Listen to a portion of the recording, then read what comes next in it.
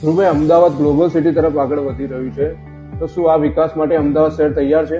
ચોક્કસ 100% વાત છે સહરભાઈ કે અમદાવાદ એ તરફ આગળ વધી રહ્યું છે કે જ્યારે આપણે કોમનવેલ્થ હોસ્ટ કરવા ઉપર છીએ 2030ની અંદર જે કોમનવેલ્થ આવી રહી છે, તો એના હિસાબથી અત્યારે એવું છે કે ગવર્મેન્ટનું ફોકસ એક જ વસ્તુ ઉપર છે કે કોમન ઇન્ફ્રાસ્ટ્રક્ચર ડેવલપ કરો. એના માટેથી વાત કરીએ તો એસપી રિંગ રોડ તો એ અત્યારે વાઇડનિંગ થઈ રહ્યો છે, મતલબ મોટો થઈ રહ્યો છે. રોડ ઉપર પણ ઘણા એવા પ્રોજેક્ટ છે, ઓવરબ્રિજ, અંડરબ્રિજ, બીજા એની સાથેના ગવર્મેન્ટ બીજા પ્રોજેક્ટ ડેવલપમેન્ટ પણ લાવી રહી છે. મેઇન અમદાવાદ ગાંધીનગરની કનેક્ટિવિટી, ત્યાં આઇકોનિક પ્રોજેક્ટ્સ ઘણા બધા આવી રહ્યા છે. એની સાથે જ ગવર્મેન્ટના બીજા પણ અપડેશન્સ છે, જેમ કે ઓવરબ્રિજ હોય, અંડરપાસ હોય. બીજું કે અમદાવાદ, ગાંધીનગર અને ગિફ્ટ સિટી એ કનેક્ટ કરવા માટે અત્યારે મેટ્રોનું પણ ફૂલ ફેઝમાં કામ ચાલી રહ્યું છે. અમુક ફેઝ તો એના ઓપન પણ થઈ ગયા છે, ઓપરેશનલની અંદર છે, અને એ ફેઝ એક્સટેન્ડ પણ એની સાથે થઈ રહ્યા છે.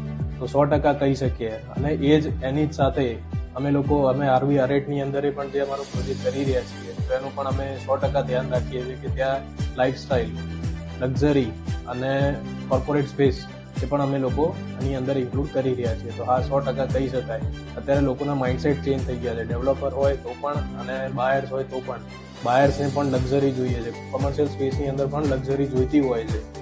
રિટેલ હોય છે તો રિટેલ પણ પ્રીમિયમ રિટેલ જોઈએ છે, નોર્મલ રિટેલ જોઈતું હોય એવું નથી.